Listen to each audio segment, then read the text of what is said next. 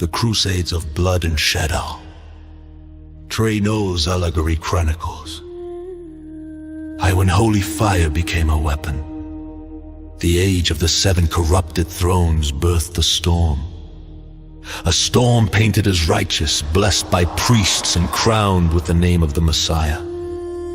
But beneath the banners of the cross marched armies forged not by heaven, but by empire. Their leaders spoke of salvation, but their swords spoke of conquest. Their prayers sought God's favor, but their hearts sought land, power, and absolution through blood. This era would be remembered as the Crusades of Blood and Shadow, a time when the holy became hollow, and the beast wore the garments of light.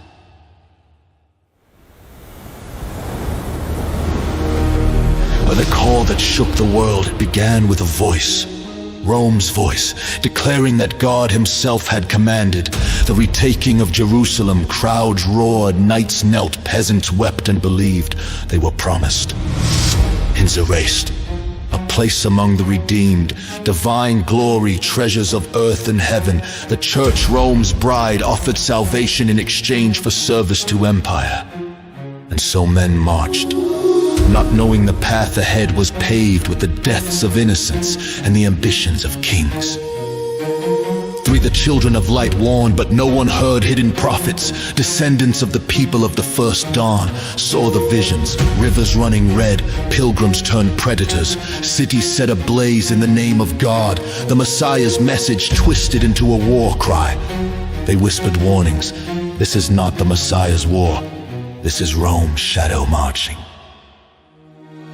But the 7 thrones drowned their voices beneath the drums of sanctified war. The first wave, pilgrims turned predators before armored knights even rode out. Bands of desperate peasants, fanatics, and opportunists surged east. They claimed to be following God's will, yet their journey became a trail of brutality. Jewish communities across the Rhine were slaughtered, not by soldiers, but by mobs bearing crosses. They plundered towns, pillaged markets, slew families who had no quarrel with them. Wherever they passed, villagers whispered, trembling, if this is holy, what is left for evil?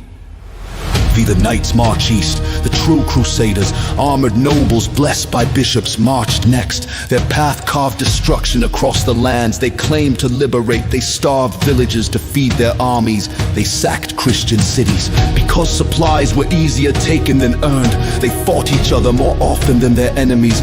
Even allied cities trembled when crusaders approached, for the beast was fed as much by chaos as by conquest. The holy city becomes a furnace. When the Crusaders reached Jerusalem, they did not pray, they descended. For 2 days the city burned. Mosque filled with refugees was set ablaze. Synagogues barricaded with families inside became tombs of ash. And the Crusaders waded through streets ankle deep in blood.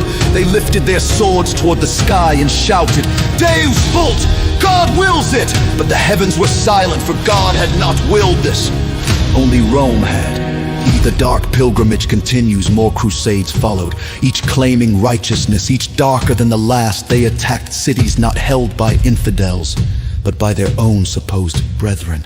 Christian Constantinople looted by crusading armies. Villages of the faithful burned for tribute. Children sold into slavery by men wearing crosses. The Crusades became not holy journeys, but sanctioned invasions, commerce in blood, warfare wearing the mask of devotion. The beast feeds and grows through the Crusades. The 7 corrupted thrones strengthened.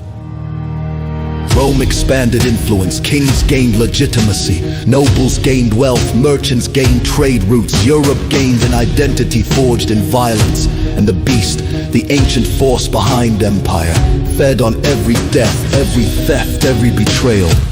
Its hunger had no end. But the light did not die. Even in the darkest marches there were remnants, warriors of compassion hidden among the armies. There were those who refused to kill innocents, those who protected the weak, those who saw through Rome's lies. Some were monks, some were knights, some were quiet villagers who sheltered the hunted. These were the children of light, disguised in the robes of the era. And though the Crusaders bore crosses of empire, these humble ones bore the true light of the Messiah. X, the prophecy of the returning fire. The children of light recorded a prophecy spoken in secret by one of their mystics. When the cross becomes a sword, it no longer belongs to the Messiah, but the sword will one day turn to dust, and the hidden flame will rise again. A reminder that the empire's glory was temporary, but truth endures. Jerusalem had burned, nations had bled, the beast had awakened, but the light, though wounded and overshadowed, still lived, waiting for the moment it would rise again.